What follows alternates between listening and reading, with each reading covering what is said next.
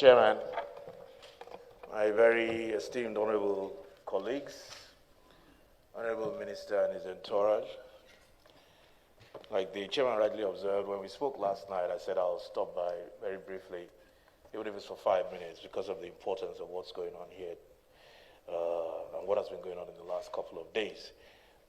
We all have a responsibility to make sure that we uphold, very simply, the honor and glory of the country we serve. Honorable Minister, let me commend you for your efforts so far and what you've done and what you have been doing. But let me just make a couple of comments. So I think it's on that premise and in that context that I want us to see what is going on, what is happening today. And I'm sure, I don't know if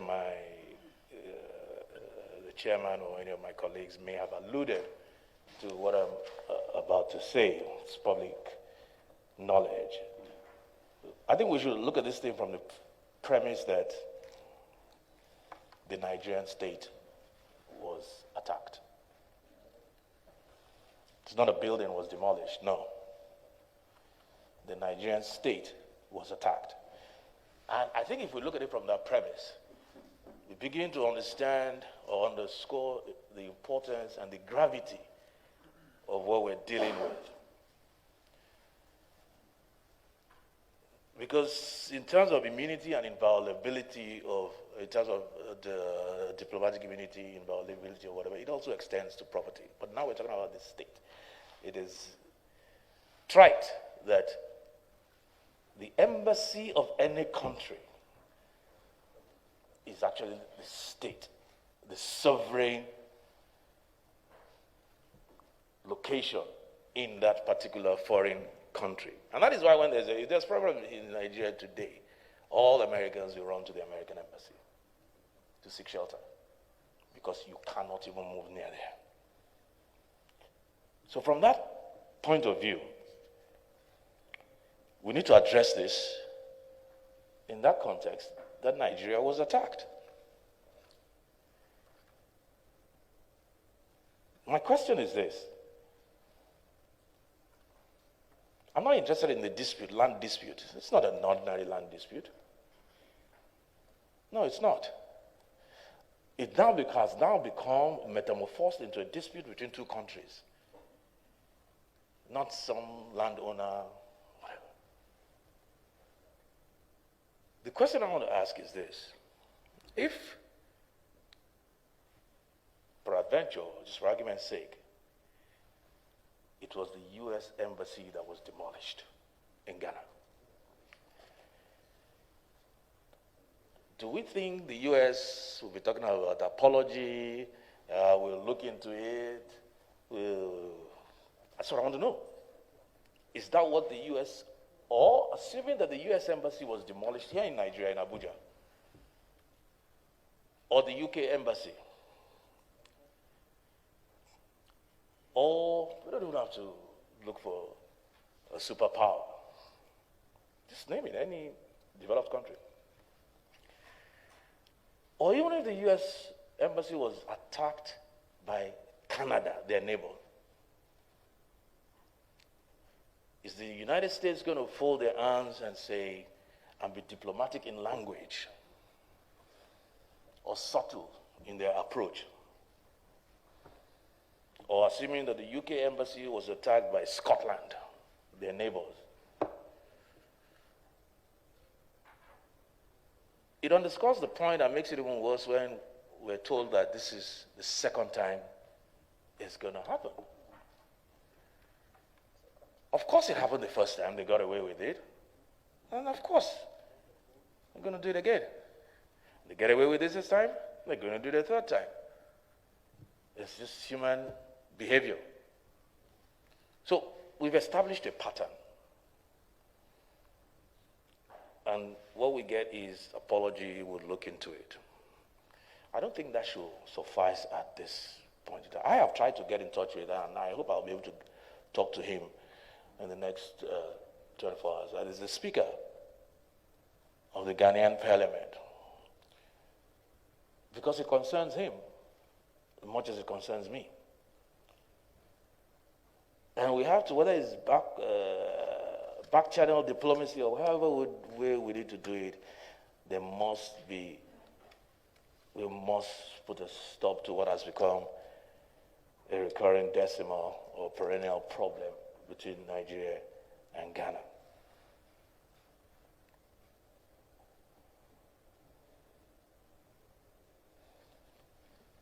I see a situation, even where you have, because to me, this is like sibling rivalry between two sister countries.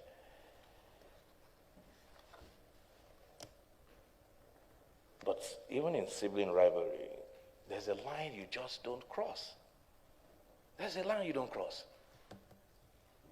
And they just crossed the line, albeit a second time. What are we going to do about it?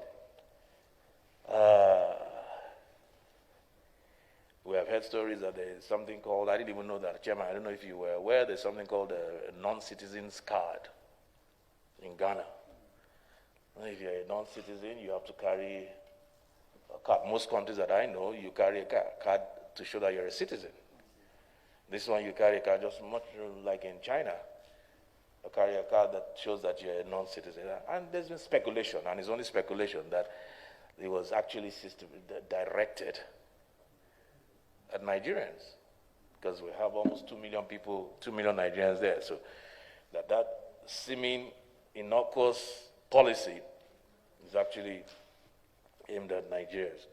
So we need to begin to peel off those layers of us to know exactly what has Nigeria done, what exactly is going on. I don't know. I came in at a time when the Honorable Minister was talking about court processes or Ghanaians looking into it, and I think this has gone beyond court processes. And the ideal forum or court, I don't know, Honorable Minister, you are more versed and experienced in foreign affairs. If we establish that this is a dispute, it's not a dispute between landowner and a country, it's actually demeaning Nigeria. It's actually demeaning Nigeria to say a dispute between a landowner and Nigerian state. So if we can agree that this is a dispute between two countries, because that embassy represents Nigeria, and whoever did that did it under the color of law.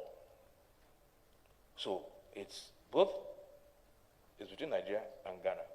Will the proper forum for dispute resolution be a Ghanaian court? So I think if we can establish the fact that it's a dispute between two, it's an international dispute, and under international jurisprudence, I don't know if the UN or whatever, whether it's ECOWAS, I'm not sure. That's why I'm yielding to you and conceding to you that you probably have more. I think that's what we should be looking at. That's the forum we should be looking at. Because invariably, if Ghana has a problem and they're operating through subterranean moves, have a problem in Nigeria, what do we think the outcome of the legal proceedings will be?